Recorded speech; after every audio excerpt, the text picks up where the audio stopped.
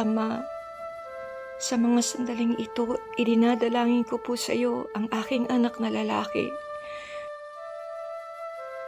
Umudulog po ako sa iyo at nakikiusap na gabayan mo po at ingatan ang aking anak na lalaki. Malayo po siya sa akin at wala ako sa kanyang tabi upang alalayan siya at suportahan. Alam ko rin na may sarili na siyang buhay at may sariling mundo. Ngunit Ama, nais ko po na bantayan mo po siya para sa akin. Sa panahon na may problema siya, ikaw nawa ang maging kalakasan niya.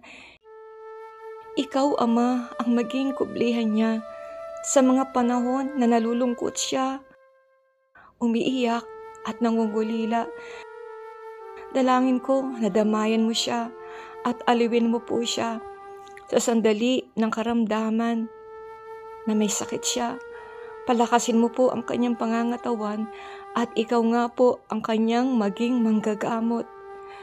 Ama, sa panahon ng problema at kabagabagan, ang presensya mo ang maging gabay niya.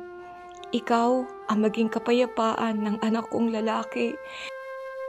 Ipaalala mo po sa kanya na sa iyo lang ilagay ang kanyang pagtitiwala. Sa kanyang pagtatrabaho, ikaw po ang magbigay sa kanya ng karunungan at paligiran mo po siya ng maraming pabor. Makatagpo siya palagi ng pabor sa kanyang mga kasamahan sa trabaho, sa kanyang mga boss, supervisor, managers, at kahit sa mga taong hindi niya kakilala. Magtagumpay nawa ang aking anak na lalaki sa lahat ng kanyang gagawin, sa lahat ng hihipuin ng kanyang mga kamay, at magkaroon siya ng promosyon, regular at matatag na trabaho. Ilayo mo po ang aking anak na lalaki sa anumang uri ng sakit, sa anumang uri ng karamdaman, sakuna, aksidente at disgrasya. Lumagi ka, Ama, sa kanyang tabi. Huwag mo po siyang hayaang malayo sa presensya mo.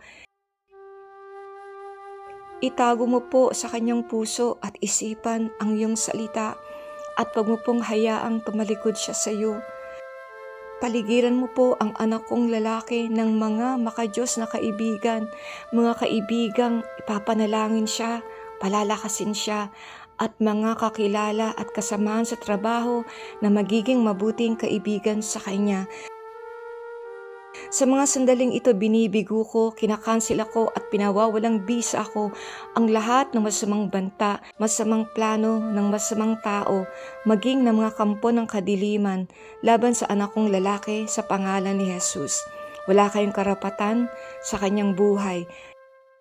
Iniiwanan ko po, Ama, ang anak kong lalaki sa iyong mga kamay. Ikaw na po ang bahala sa kanya.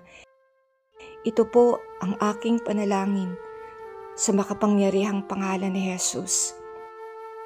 Amen and amen.